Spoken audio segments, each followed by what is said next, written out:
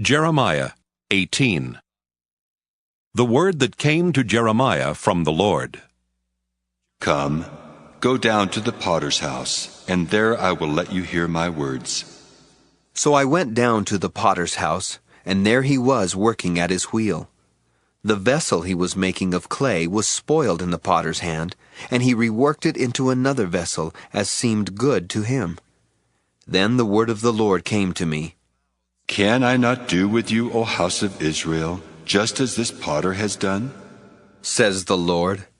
Just like the clay in the potter's hand, so are you in my hand, O house of Israel. At one moment I may declare concerning a nation or a kingdom that I will pluck up and break down and destroy it. But if that nation, concerning which I have spoken, turns from its evil, I will change my mind about the disaster that I intended to bring on it.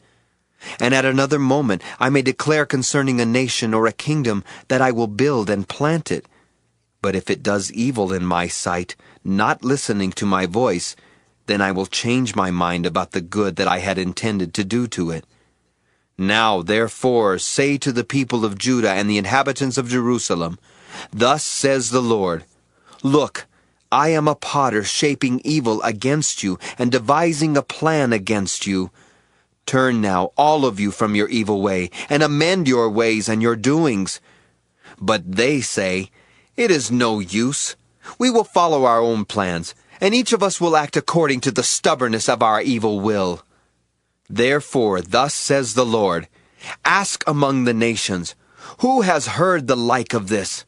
The virgin Israel has done a most horrible thing. Does the snow of Lebanon leave the crags of Syrian? Do the mountain waters run dry, the cold flowing streams?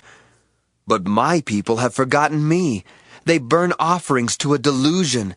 They have stumbled in their ways, in the ancient roads, and have gone into bypaths, not the highway, making their land a horror, a thing to be hissed at forever. All who pass by it are horrified and shake their heads.